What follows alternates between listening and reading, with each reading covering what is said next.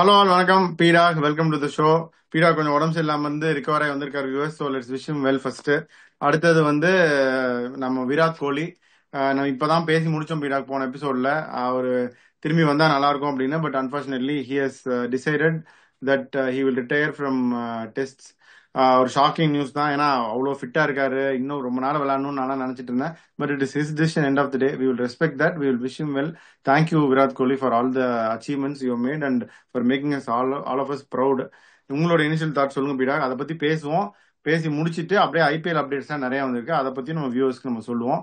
முதல்ல கோலி retirement initial thought சொல்லுங்க. ஒரு ஸ்டெல்லர் கேரியர் சார், அதுல எந்த சந்தேகமும் கிடையாது. அவர் எங்கெங்கெல்லாம் நல்லா பண்ணியிருக்காருன்னு சொல்றதுக்கு முன்னாடி 700 ரன் ஷாட். ஓகே, ஒரு 2 சீரீஸ் ஆடினார்னா 5 டெஸ்ட் இருக்கு. இங்கிலாந்துல அவர் அடிக்காத ஆளெல்லாம் கிடையாது. ஒரு இருக்குனாரு 2018 தான், அது எல்லாருக்குமே தெரியும். அவர் அந்த மாதிரி பர்சனல் மைல் ஸ்டோன் எடுக்கணும், நான் இந்தியாவுக்கு ஆடணும் அப்படின்னு அவர் நினைச்சிருந்தாருன்னா இப்போட வீசிலி கண்டினியூட். அவர் எப்படி யோசிச்சிருப்பாருன்னா, இப்ப மூணு 4 ப்ராபப்ளி சீனியர் பிளேயர் சார். இவரு, ரோஹித் சர்மா, அஸ்வின் அண்ட் ஜடேஜா. அஸ்வின் போயிட்டாரு, அதுக்கப்புறம் ரோஹித் சர்மா போயிட்டாரு. இவர் யோசிச்சிருப்பாரு. இப்ப இன்னொன்னு பாத்தீங்கன்னா, இப்ப பும்ராவோட ஒர்க் லோட் இது பண்றதுனால நீங்களே எடுத்தோடனே சொன்னீங்க, அதான் கில்லு தான் கேப்டன் அப்படின்னு நீங்க உத்தரவு கொடுத்துட்டீங்க. ஸோ கில்லு தான் கேப்டனா இருக்க போறாருங்கும் போது என்னதான் வாட் எவர் இட் இஸ், இவரு இப்ப நீங்க ஆர்சிபிலே பாருங்க, இவர் பெருசா எதுவும் தலையிடுறதே கிடையாது. லாங் ஆன்ல போய் நின்னுக்கிறாரு. அவரோட கேரக்டர் அந்த மாதிரி கேட்ச் எல்லாம் விட்டா அவர் ரியாக்ட் பண்ணுவாரு. அவர் போய் ரஜத் பட்டிதார போய் ப்ரெஷர் பண்றதெல்லாம் அவர் பண்ண மாட்டாரு. ஸோ இப்போ நோ மேட்ரு வாட், இப்ப டெஸ்ட்ல எங்க நிப்பாரு? ஸ்லிப்ல நிப்பாரு. கில் எங்க நிப்பாரு? கில் ஸ்லிப்ல நிப்பாரு. நோ மேட்ரு வாட், ஒரு பெரிய ஒரு சிங்கம், ஒரு எக்ஸ்பீரியன்ஸ் ஒரு சிங்கம் பக்கத்துல நிக்குதுன்னா ஒரு டெசிஷன்லாம் எடுக்கிறதுக்கு ஒரு மாதிரி இருக்கும். இல்லைன்னா thought process will tell him okay, பக்கத்துல தானே இருக்காரு, அவரை கேட்கலாம். இதுல ஒரு நல்ல குணம் என்னன்னா, ஒண்ணு, எனக்கு நான் கம்ப்ளீட் ஃப்ரீடம் கொடுக்குறேன். ரோஹித்தும் போயிட்டாரு, அஸ்வின் போயிட்டாரு. அஸ்வின் கொஞ்சம் இன்வால்வ் ஆவாரு, நிறைய இன்டெலிஜென்ட் டாக்டிக்கல் இதெல்லாம் அங்க நிறைய கொடுப்பாரு, அது நீங்களே பார்த்திருப்பீங்க. பேசாம அவரோட இதை கொடுத்துட்டு ஓரமா போய் நின்றுவாரு. ஸோ இப்ப இப்ப எப்படின்னா, இப்ப ரோஹித் கிடையாது, அஸ்வின் கிடையாது, கோலி கிடையாதுன்னா இந்த டோட்டலா வந்து குதிரை வண்டி மேல உங்களுக்கு வந்துட்டு சாட்டை வந்து கில்லோட கையில இருக்கு. இப்ப அவர் எடுத்துட்டு போகணும் team. How is he going to take it forward? நான் ஏன் ஜடேஜாவை அதை இன்க்ளூட் பண்ணலன்னா, ஜடேஜா வந்து நடுவுல பூந்து இந்த மாதிரி ஒரு சுச்சுவேஷன்ல ஏதாவது இந்த டாக்டிக்கல் இது கொடுக்குற மாதிரி, ஸ்டாட்டிஸ்டிக்ஸ் ஏதாவது கொடுக்குற மாதிரி நீங்க பார்த்திருக்கீங்கன்னா கிடையாது. அவர் ஒரு கம்ப்ளீட் டீம் மேன. பால கையில தான் போலிங் போடுவாரு, பேட்டிங் ஆட சொன்னீங்கன்னா ரெஸ்கியூ பண்ணுவாரு, அவ்வளவுதான் பண்ணுவாரு. he doesn't get involved in many of this talks when it's going forward போது கில்லுக்கு வந்து ஒரு complete freedom to take it forward, to run the legacy with cloud of youngsters. இப்ப விராட் கோலி பாருங்க, முடிஞ்சிடுச்சு அவரோட கெரியர். இப்ப 123 டெஸ்ட் மேட்ச்ல 9230 ரன்ஸ், 46.85 ஆவரேஜ், 30 100, 31 50. யோசிச்சு பாருங்க, 50% of conversion of 50s to 100s. இதுவும் பாருங்க, இப்ப ஆஸ்திரேலியாவோட average 43.76, Bangladesh 48, England 42, South Africa 54, உங்களுக்கு வந்துட்டு ஸ்ரீலங்கா வந்து 67, வெஸ்ட் இண்டீஸ் 48.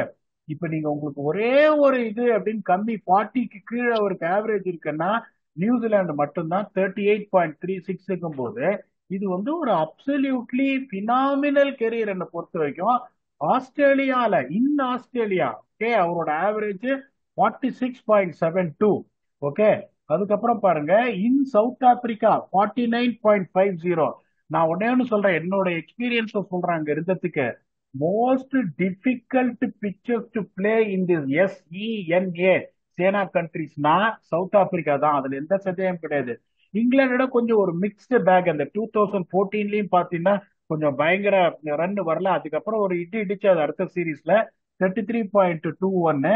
உங்களுக்கு நியூசிலாண்டோடையும் பாத்தீங்கன்னா ஒரு 36. பட் என்னை பொறுத்த வரைக்கும் சவுத் ஆப்பிரிக்கால ஒருத்தர் வந்து 49 ஆவரேஜ், 49.5னா அது வந்து சாமானியப்பட்ட விஷயமே என்னை பொறுத்த வரைக்கும் கிடையாது, ஆனஸ்ட்லி ஸ்பீக்கிங்.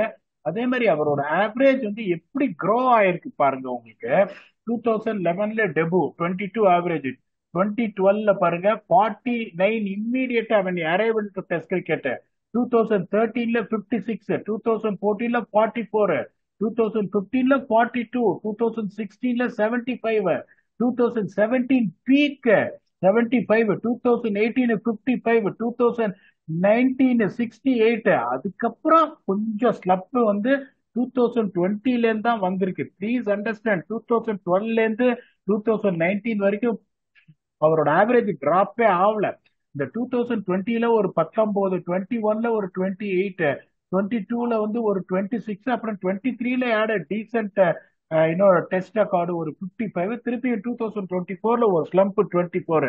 ஓவராலா பாத்தீங்கன்னா ஒரு அன்இமேஜினபிள் கெரியர் என்ன பொறுத்த வரைக்கும். Has played some stellar knocks. நான் திருப்பி சொல்றேன், 12 வருஷம் சவுத் ஆப்பிரிக்கால நான் இருந்திருக்கேன். அந்த சீரீஸ் 2018ல ஆனஸ்டா நான் சொல்றேன், எங்களோட பிளான்ஸே என்னன்னா ஒரு அன்பிளேபிள் 3 பிச்சை கொடுத்து இவங்களை தோக்கடிக்கணும்ன்றதுதான். அதுல எந்த சந்தேகமும் கிடையாது. அவங்களுக்கு வந்து போலிங் அவங்களுக்கு இருந்தது. பும்ரா தான் அப்ப டெபு பண்ணாரு.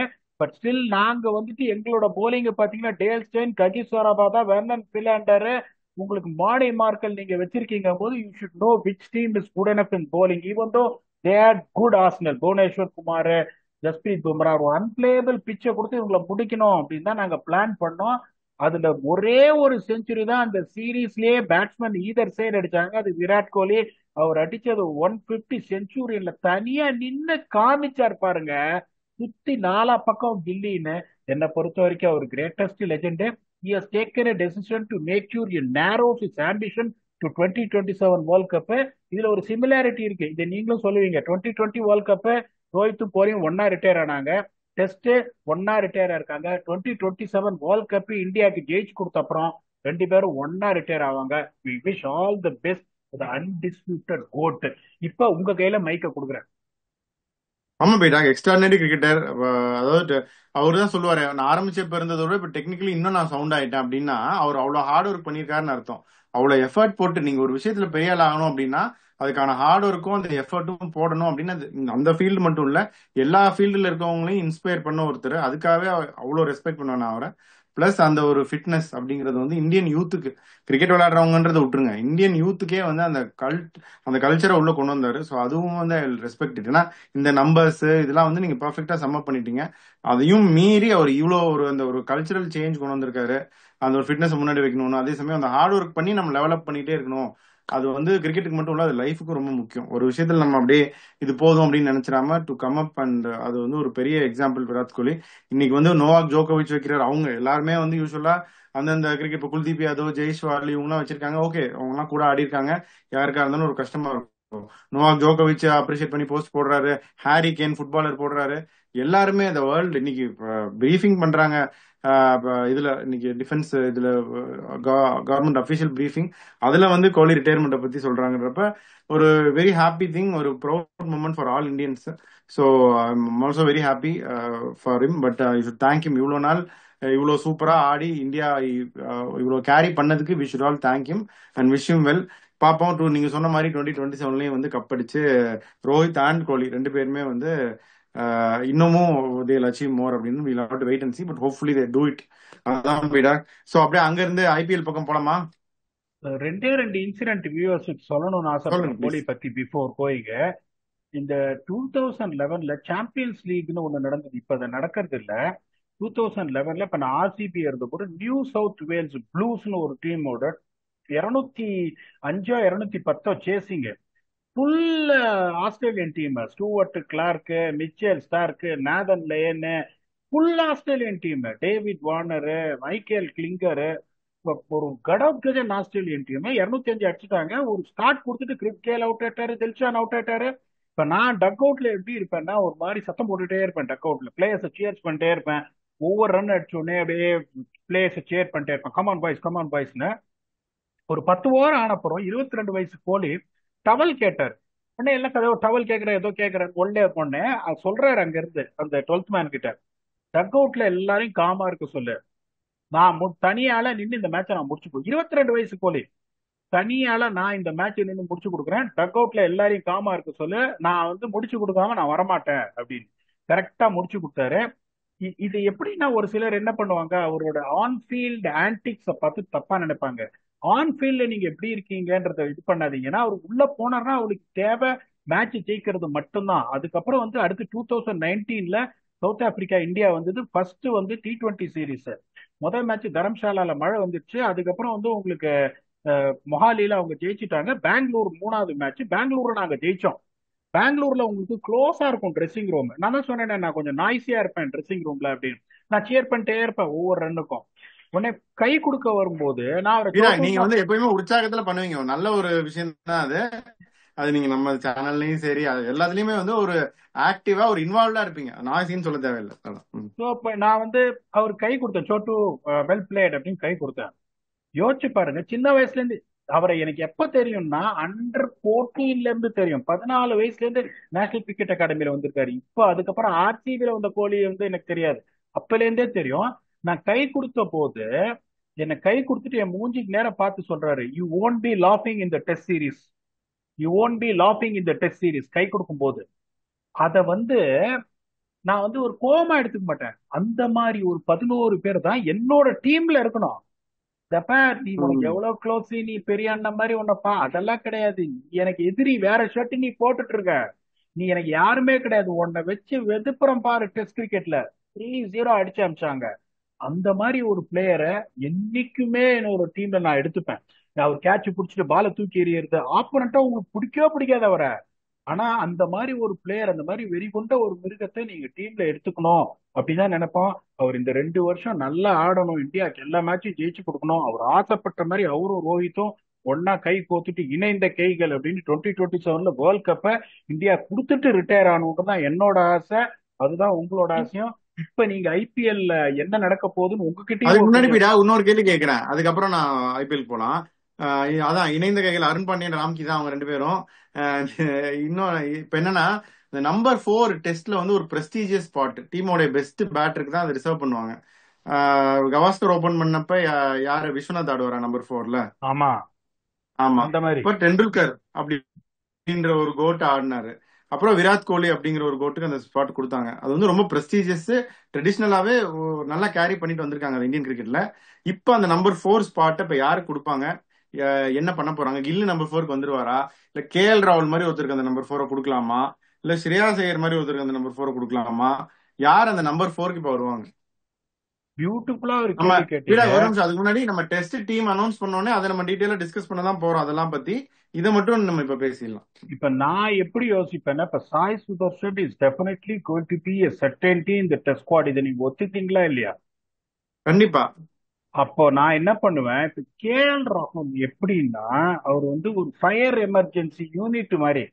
எங்க நீங்க ஆட சொன்னீங்கனாலும், இப்ப நம்பர் 6 ஆட சொல்றீங்களா ஓடிஐக்கு, சரிப்பா ஆடுறேன். டெஸ்ட்ல ஓப்பனிங் ஆட சொல்றியா, கஷ்டமான இடத்துல ஆடுறேன். நம்பர் 4 ஆட சொல்றியா டெல்லி கேபிட்டல்ஸுக்கு, அங்கேயும் நான் அடிக்கிறேன். அந்த மாதிரி ஒரு பிளெக்சிபிலிட்டி இருக்கிற ஒரு பிளேயர் இருக்கும்போது நான் என்ன பண்ணுவேன், புதுசா கொண்ட ஒரு சாய் சுதர்ஷனையும் கில்லும் பாத்தீங்கன்னா கொஞ்சம் டெஸ்ட்ல கொஞ்சம் ஸ்லைட்டா ஸ்ட்ரகிளிங் தான். இப்ப அவர் கேப்டன்சி பேர்டன் வேற கொடுக்குறாங்க போது I want to bat it in the position where is happy about போது நான் என்ன பண்ணுவேன். அது இது நீங்க ஓகேவா இல்லையா நீங்க சொல்லணும், வியூவர்ஸ் சொல்லணும். ஜெய்ஸ்வாலையும் சாய் சுதர்ஷனையும் ஓப்பனிங் இருக்கிட்டு கில்லு நம்பர் 3 அண்ட் கேஎல் ராகுல் number 4 is going to be my optimal. இது ஏன்னா இந்த நம்பர் 4ன்றது ரொம்ப ஒரு pivotal position to arrest the slide. இப்போ ஒரு 17/2 நிறைய டைம் நடக்கும் இங்கிலாந்துல. அந்த நம்பர் 4ல போய் நீங்க அரெஸ்ட் பண்ணணும்னா, rather than giving that pressure to Sai Sudarshan, ask Sai Sudarshan to open the batting. பிளாஷி எல்லாம் கிடையாது, விட்டு விட்டு விட்டு ரொம்ப நல்லா ஆடுவாரு. ஜெய்ஸ்வாலை நீங்க விட்டு விட்டு எல்லாம் ஆட சொல்லக்கூடாது. அவர் வந்து is definitely going to B someone is going to take the attack and opposition. Gill himself has the management that he wanted to bat number 3, if you remember it. So அவர் அங்கே ஆமா நம்பர் ஆமா, த்ரீல விட்டுட்டு புஜாரா போனதுக்கு அப்புறம் அவரே கேட்டு வாங்கிட்டாரு அவரு. ஸ்ரேயாஸ் ஐயரை நான் எடுப்பேன் டெஸ்ட் டீம்ல. ஆனா நிறைய வந்து இப்ப இது போகுது என்னன்னா, இந்த மாதிரி you might not find a பிளேஸ்னா, அதை நீங்க சொன்ன மாதிரி டெஸ்ட் இப்ப ஸ்குவாட். நம்பர் 5 யார் ஆடுவாங்க பீடா? இந்த 4 நான் ஒத்துக்கிறேன். கேஎல் ராகுல் டிசர்வ்ஸ் அந்த நம்ம, அவர் பாவம், அவரை கீழேயும் இறக்கி விடுறாங்க, மேலேயும் இறக்கி விடுறாங்க. இந்த பெஸ்ட் கம்ஃபர்டபுள் பிளேஸ்க்கு வந்து he deserves. Is among the better batters இந்த வேர்ல்ட் கிரிக்கெட். அவர் வந்து ரோல்ஸ் ராய்ஸ் அவ்வளவு ஸ்டைலிஷ், அவ்வளவு சூப்பரா ஆடுற கேஎல் ராகுல் வந்து எங்க இது பண்ண முடியும்? டெக்னிக்கலி கரெக்ட், அவ்வளவு நல்ல பேலன்ஸ், சூப்பரா ஆடுறாரு. நம்பர் 4 அவருக்கே கொடுத்துடலாம். சாய் சுதர்ஷன், ஜெய்ஸ்வால் நீங்க சொன்ன கரெக்ட். Kill prefers 3னா 3. இப்ப 5ல யார் ஆடுவாங்க? என்ன பொறுத்த வரைக்கும் நம்பர் 5 வந்து ஸ்ரேயாஸ் ஐயரை போட்டுட்டு நம்பர் 6 பட்டு. இப்ப இவங்க என்னன்னா, இப்ப நிதிஷ் ரெட்டி சன்ரைசர்ஸுக்கு போலிங்கே போடல. நிதிஷ் ரெட்டி போலிங்கே போடல அப்படிங்கும்போது உங்களுக்கு இங்கிலாந்து டெஸ்ட் சீரிஸ்குள்ள ஒரு ஃபிட்டா வரா in my opinion, even though he scored 100 against Australia, I rate him very highly. Wanted in the test squad. If he's only bowling quality, போடலைன்னா எப்படி ஃபிட் ஆவாரு 11ல? அதை தான் நான் சொல்றேன். bowling அவர் போடலன்னா, even though he scored 100 against Australia, என்னோட humble ஒப்பீனியன்ல it doesn't fit in just as a batsman. So நான் என்ன பண்ணுவேன், நம்பர் 5 உங்களுக்கு வந்து Shreyas Iyer, number 6 Pant, number 7 Jadeja, 4 fast bowler எடுத்து போடுறேன். நான் திருப்பி சொல்றேன், இந்த தப்பா பண்ணாதீங்க. முகமது ஷமி திரும்பி ஃபார்முக்கு வந்தாருன்னா வச்சு நிக்க வச்சு சுற்றுவார் எல்லாரையும். இப்ப கொஞ்சம் பேட் பேஸ்ல போயிட்டு இருக்காரு. எனக்கு ஒரே ஒரு தயக்கம் என்னன்னா, அப்படிதான் போவாங்களோன்னு. 4 ஃபாஸ்ட் bowler இல்ல என்ன அவங்க பொறுத்த வந்து நான் சொல்றேன் பீடா, நான் இப்பவே சொல்றேன். அவங்க வந்து நம்பர் 8 வரைக்கும் ஆல்ரவுண்டர்ஸா ஆடிட்டு 3 bowler எடுத்துட்டு போவாங்க. என்ன நான் நான் பீடா சொல்றது இது நடக்கும் பீடா, ஹை ப்ராபபிலிட்டி இருக்கு. நான் நீங்க சொல்றதா நடக்க போகுது. நான் கேட்கிற கேள்வி லாஜிக்கலா ஒரு கேள்வி கேட்கிறேன். நம்பர் 7 ரவீந்திரன், நான் சொல்ற பேட்டிங் லைனப் மோசமா இருக்கான்னு நீங்க சொல்லுங்க. Sai Sudharsan to open with Jaiswal, number 3 is going to be Gill, number 4 KL ராகுல், number 5 Shreyas Iyer, number 6 Pant, number 7 Jadeja. இதோட என்னையா உங்களுக்கு பேட்டிங் வேணும்? 4 fast bowler is going to be Jasprit Bumrah, Mohammed Shami, Mohammed Siraj and Prasidh Krishna. இதுதான் வந்து என்னோட playing eleven. This team will definitely beat England, அதுல எந்த சந்தேகமும் கிடையாது. இதை நீங்க ஒத்துக்கிறீங்களா இல்லையான்னு சொல்லுங்க. ஒத்துக்கிட்டீங்களா இல்ல உங்க தாட்ஸை கொடுத்துட்டு ஐபிஎல் என்ன நடக்க போகுதுன்றத பத்தி பேசுவோம். இது ஒத்துக்கிறேன் பீடா. ஆனா அவங்க வந்து இந்த ஒரு ஃபாஸ்ட் bowler ஒருத்தர் டிராப் பண்ணிட்டு ரெட்டி பவுலிங் போட்டாருன்னா அவர் எடுப்பாங்க, இல்ல அக்சர் பட்டேலையாவது எடுப்பாங்க. யாராவது ஒரு பவுலர் பவுலிங் போட ஒரு பிளேயர் தான் எடுப்பாங்க, ஆல்ரவுண்டர் தான் எடுப்பாங்க. 3 ஃபாஸ்ட் bowler மேல அவங்க விளையாட மாட்டாங்க நான் நினைக்கிறேன். பாப்போம் என்ன ஆகுதுன்னு. டீம் அனௌன்ஸ் பண்ணோடனே நம்ம அதை பத்தி பேச வந்துருவோம். இந்தியா ஏவும் அனௌன்ஸ் பண்றாங்களா 13th ஏதோ, எல்லாத்தையும் பத்தி நம்ம பேச தான் போறோம். இப்ப ஐபிஎல்க்கு வாங்க. 16 ஆரம்பிக்குதுங்கிறாங்க, 30 ஃபைனலுங்கிறாங்க. உங்களுக்கு தெரிஞ்சது சொல்லுங்க. நீங்க சொல்றது பர்ஃபெக்ட்லி கரெக்ட். 16 ஆரம்பிக்க போகுதுன்னு on one condition. Okay, BCCI என்ன சொல்லியிருக்காங்கன்னா, ஃபாரின் பிளேயர்ஸ் திருப்பி வரமாட்டாங்கன்னு சொன்னா எனக்கும் அதுக்கும் சம்பந்தம் கிடையாது. As a franchisee, it is your duty to bring them back, motivate them back, to see them come back and play for IPL. எனக்கும் அதுக்கும் சம்பந்தம் கிடையாது. எனக்கு டோர்னமெண்ட் நடக்கணும். ஏன்னா உங்களுக்கு பிராக்டிக்கல் டிஃபிகல்டிஸ் நான் சொல்லிட்டேன். செப்டம்பர்ல சிபிஎல் 21 செப்டம்பர் வரைக்கும் போகுது. இப்ப திடீர்னு போயிட்டு அவனை போயிட்டு நீங்க வந்து டேட்டா மாத்துன்னு சொன்னா பாவம், நியாயமும் இல்லாது. அதுக்கப்புறம் பிகாஸ் ஆஃப் தட் அந்த விண்டோவை நீங்க எடுத்துக்கிட்டீங்கன்னா பங்களாதேஷ் டூர் போயிடும், ஏசியா கப் போயிடும். அப்புறம் என்ன பண்ணுவாங்க? ஆல்ரெடி நிறைய பேர் பிசிசியை பார்த்து கண்ணா பண்ணா திட்டிட்டு இருக்காங்க, இவங்கதான் ரூல் பண்றாங்க எல்லாத்தையும். பாரு, ஏசியா கப்பை நிறுத்திட்டு ஐபிஎல் ஆடுறான். அது தேவையில்லாத பேச்சு. இதுதான் உங்களுக்கு விண்டோ வந்துட்டு இப்ப அந்த இது வரைக்கும் ஃப்ரீயா இருக்குங்கும் போது, Australian cricket board very simple sir. அவங்க கண்டிப்பா எந்த பிளேயரையும் அவங்க அனுப்ப மாட்டாங்க, அதுல எந்த சந்தேகமும் கிடையாது. இன்னொன்னு பாத்தீங்கன்னா, இப்ப அந்த அந்த ஃபாரின் பிளேயர்ஸே கேட்பாங்க. ஒரு சில டீம் எல்லாம் எலிமினேட் ஆயிடுச்சு, ஆல்ரெடி எலிமினேட்டட் 3 டீம். இன்னொரு team brink of elimination, that is Kolkata Knight Riders. என்ன இருக்கிறது 2 மேட்சுங்கும் போது நான் வந்து என்னையா பண்ண போறேன் அப்படின்னு. That might be advantage for few teams which really want to have that breathing fire in the last 3 games playing against them to get back to playoffs அப்படிங்கும் போது ஆல் ஆஃப் a sudden ஒரு சில டீமுக்கு அது undue அட்வான்டேஜா போயிடும். But அதெல்லாம் பத்தி பேசி பிரயோஜனமே கிடையாது. Because the tournament has to kick on. நீங்க சொல்றது பர்ஃபெக்ட்லி ஸ்பாட்டான. மேக்சிமம் ஒரு வாரத்துல நடக்கும். எல்லா நாளும் டபுள் ஹெட்டர் போட்டு அடிச்சு தள்ளி பிளே ஆஃப்ஸை முடிச்சு 30th is going to be the final in Ahmedabad அப்படின்னு சொல்லிட்டு இருக்காங்க. அந்த ஷூ இப்போ ஒரே ஒரு பிரச்சனை என்னன்னா, இந்த franchisee has to give go ahead. இப்போ அவங்க என்ன சொல்றாங்க, இப்போ பிரான்சைசி என்ன சொல்றாங்க, இப்பதான் எல்லாம் முடிஞ்சு போச்சு இல்ல, வாரெல்லாம் முடிஞ்சு போச்சு இல்ல, இப்ப எங்கெங்கெல்லாம் நீங்க மேட்ச் நடத்தினீங்களோ அங்கேயே இருக்கணும், எனக்கு அது ஹோம் அட்வான்டேஜ் வேணும், எதுக்காக வந்து ஒரு 3 இதுல போடுறீங்க, please continue as it is where the venue that has been scheduled in the பாஸ்ட்ன்றாங்க. அந்த ஒரு இது அட்ஜஸ்ட்மெண்ட் இதுக்கு வந்துச்சுன்னா டப்புன்னு 16ஆம் தேதி 17ஆம் தேதி ஸ்டார்ட் பண்ணிட்டு யார் வராங்களோ இல்லையோ, the tournament is going to start in a week's time. ஏன்னா இந்த விண்டோ விட்டாங்கன்னா it is going to be difficult for them to conduct it in September in my humble opinion. ஆமா பீடா, இப்ப குவாலிஃபை ஆகணும்னு நினைச்சிட்டு இருக்க டீமே பயங்கரமா அடி வாங்க போறாங்களே. இப்ப பஞ்சாப்ல பாண்டிங் இருந்துட்டாரு. I think has convince couple of players, Xavier Bartlett, Hardie எல்லாம். பட் மத்தவங்க எல்லாம் போயிட்டாங்களா, ஸ்டாயினிஸ் இங்கிலீஷ்லாம் ஆஸ்திரேலியா போயிட்டாங்க போல இருக்கு. அதே மாதிரிதான் டெல்லியுமே ஸ்டார்க் போயிட்டாரு, திருப்பி வரமாட்டேன்னு பேட்டி கொடுத்துட்டே போயிட்டாரு அவரு. அவங்களையும் இந்த ஸ்டப்ஸ் ஃபாஃபும் போயிட்டாங்க சவுத் ஆப்பிரிக்கால. இப்ப இவங்க சமீரா இவங்களை வச்சு ஓட்டுவாங்க. பட் ஆனா மெயின் பிளேயர்ஸ் இல்லாம போயிருச்சு. ஆர்சிபில ஏஸ் ரூட் கிடையாது, அவ்வளவுதான் இனிமே. ரொமாரியோ செப்போடு இல்லைங்கிறாங்க, போறாரு போல இருக்கு. டிம் டேவிட் ஆல்ரெடி போயிட்டாரு, லேண்ட் ஆயிட்டாரு சிட்னில. இப்ப இந்த மாதிரி எல்லாம் எல்லா டீமும் இப்ப அஃபெக்ட் ஆகிறாங்களா பீடா? அதுதான் உங்களுக்கு வந்துட்டு என்ன சொல்றது, இப்ப யோசிச்சு பாருங்க. ஒரு சில பிளேயர்ஸ் எல்லாம் என்ன சொல்றாங்க, ஐ வென்ட் த்ரூ மென்டல் ட்ராமான்றாங்க. ஒரு சிலர் I went through mental drama அப்படிங்கும் போது நீங்க அவங்கள திருப்பி கூப்பிட்டீங்கனாலும் அவங்க எப்படி வரப்போறாங்கன்னு உங்களுக்கு தெரியாது. கன்வின்ஸ் பண்ணி 100% நான் சொல்றேன், டிம் டேவிடா இருக்கட்டும், ரமாரியோ ஷெப்பர்டா இருக்கட்டும், அவங்கெல்லாம் வந்துருவாங்க. இப்ப ஒரே ஒரு பிரச்சனை, பாஃபும் திரும்பி வந்துருவாரு, அதுல எந்த சந்தேகமும் கிடையாது. Tristan Stubbs is part of their preparations for the WTC. இன்னொன்னு நான் சொல்றேன், யோ 28ஆம் தேதி மே வந்து ஆக்சுவலி ஷெட்யூல்டு டேட். இப்ப என்ன பண்ணிருக்காங்க, மே 30 வந்துட்டு ஃபைனல்ஸ்ன்றாங்க. That is maximum of 2 days அப்படிங்கும் போது ஒன்னே ஒன்று நான் சொல்றேன், it's going to be very tiresome. இங்கேருந்து நீங்க அவ்வளவு தூரம் டிராவல் பண்ணிட்டு திருப்பி உடனே மூட்டை முடிச்ச கட்டின்னு திருப்பி வந்துட்டு ஆடுறது கொஞ்சம் கஷ்டம் தான், நான் இல்லைன்னு சொல்லல. பட் இவ்வளவு நாள் நீங்க 50 65 நாள் கஷ்டப்பட்டு உங்க டீமை டாப் 4ல கொண்டு வந்திருக்கீங்க. இப்ப நீங்க வரமாட்டீங்க அப்படின்னு சொன்னா RCB நான் சொல்றேன் பாருங்க, ஏசல்வுட் இல்லைன்னால மரண அடி விழுந்துரும் அவங்களுக்கு. ஏன்னா டோர்னமெண்ட் முன்னாடியே ஐ புட் RCB இந்த high pedestal for only one player, that is Josh Hazlewood. Josh Hazlewood miss ஆனார்னா, இப்ப நான் திருப்பி சொல்றேன், போன மேட்ச் லுங்கி எங்கடி 3 விக்கெட் எடுத்தாரு, நீங்களும் சிரிச்சுட்டே சொல்லிங்க 3 விக்கெட் ஓசி விக்கெட்னு. எத்தனை கேட்ச் விட்டு எப்படி ஜெயிக்க வச்சாங்க சிஎஸ்கே அவங்கள. அதனால உங்களுக்கு வந்து ஜாஷ் ஹேசல்வுட் வரலன்னா the story is going to be completely different for them. இப்ப டெல்லி வந்து பாத்தீங்கன்னா இப்ப மோஹித் சர்மா எடுத்துன்னு வர பார்ப்பாங்க. No matter what, there is a replacement for everything. இந்த WTC ஃபைனல்ஸ்ல இன்வால்வ் ஆகாத இல்ல ஸ்டப்ஸ பத்தியில எனக்கு நல்லா தெரியும். அவரை மாதிரி ஒரு கமிட்டட் பிளேயர்லாம் நீங்க பார்க்க முடியாது. ஒரு ஃபோன் கால் வந்து எட்கோ சேமா பார்த்தா ஃபோன் பண்ணி கொஞ்சம் வாப்பா அப்படின்னா ஓடி வந்துருவாரு. இந்த பிளேயர்ஸ் நான் சொல்றேன், Travis Head, Mitchell Starc, Josh Hazlewood, Pat Cummins, இவங்க 4 பேரும் என்ன பொறுத்த வரைக்கும் very difficult. Josh Inglis sir, Josh இங்கிலீஷ்ல ஃபர்ஸ்ட் டைம் மார்ஷும் போயிட்டாரு, அவரும் திரும்பி வந்துருவாரு. அவரும் வந்து I don't think is going to be a part of the squad in WTC. அவர் திரும்பி வந்துருவாரு, அதுல சந்தேகமே கிடையாது. ஜார்ஜ் இங்கிலீஷ்லாம் ஒன்னே ஒன்று தெரிஞ்சுக்கோங்க, he will be part of the squad but he might surely not start, he won't play. இன்னொன்னு ஃபர்ஸ்ட் டைம் ஐபிஎல்க்கு அவர் வந்திருக்காரு அப்படிங்கும் போது இன்னும் அவருக்கு பெருசா சான்ஸ் கிடைக்கல.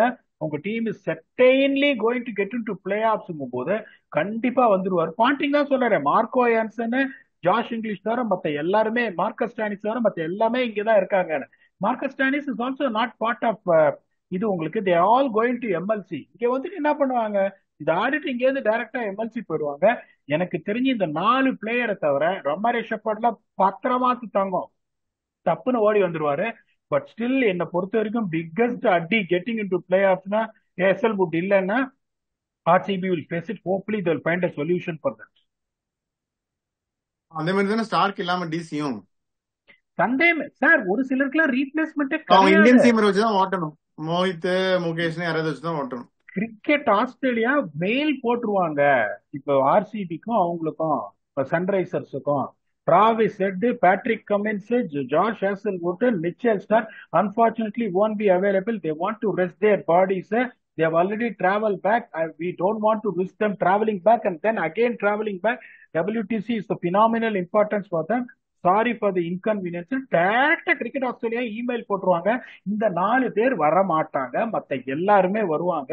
இவங்க ஏன் இன்னும் அனௌன்ஸ் பண்ணாம இருக்காங்கன்னு எனக்கு தெரியல. 12ஆம் தேதி ஆயிடுச்சு, 16th they are going to startனா அட்லீஸ்ட் 14th எல்லாரும் அரைவானாதான் உங்களுக்கு ஒரு பிராக்டிஸ் செஷன், ஒரு நாள் உங்களுக்கு அப்படியே கொஞ்சம் ரெஸ்ட் எடுத்துட்டு can get back to normal. இவன் பி நியர் ஃபார் 60 days. இன்னும் ஏன் அனௌன்ஸ் பண்ணாம இருக்காங்கன்னு தெரியல. Hopefully the announcement will come. என்ன பொறுத்த வரைக்கும் 16 இல்லைன்னாலும் ஒரு 18வது கண்டிப்பா ஐபிஎல் ஸ்டார்ட் ஆகி 30ஆவது முடிச்சிருவாங்க. ஓகே, ஸோ இவ்வளவுதான் பீடாக ரவுண்ட் அப் பார்ப்போம். ஐபிஎல் வர வர நம்ம அதை பத்தியும் பேசுவோம், இந்தியன் டீம் செலெக்ஷன் இருக்கு அதை பத்தியும் பேசுவோம். ஸோ கோலி, தேங்க்யூ கோலி, ஏற்கனவே சொல்லிட்டோம். இன்னமும் நிறைய அவர் அச்சீவ் பண்றதுக்கு இருக்கு, கண்டிப்பா அவர் பண்ணுவாரு. அதான் வில் விஷ் ஹிம் வெல். அப்படியே உங்க ஃபைனல் தாட்ஸ் சொல்லிருங்க. அதான் சார், கோலிலாம் ஒரு போட்டு அவரெல்லாம் பேசணும்னா அந்த 20 நிமிஷம் எபிசோட்ல போறவே போறாது.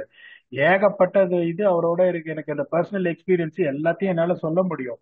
He is one of the greatest, India has got a fortune to have in all 3 formats. அவர் அச்சீவ் பண்ணாத எந்த ஃபார்மேட்டும் கிடையாது. He will end up as one of the greatest to have played cricket in India and also in the world. இந்த IPL, this is what it stands. என்னை பொறுத்த வரைக்கும் இன்னும் ஒரு வாரம் தான் திரும்பி வருவோம். அதுக்கு முன்னாடி இந்தியன் டெஸ்ட் ஸ்குவாடோ ஸ்குவாடோ அனௌன்ஸ் பண்ணிட்டு come back and do an episode. அதுக்கு முன்னாடி ஐபிஎல் வந்ததுன்னா உங்க ஆக்டோபஸோட டெய்லி ரிவ்யூ என்டர்டைன்மெண்ட் ஸ்டார்ட் ஆயிடும். Until then, thanks a lot and bye bye.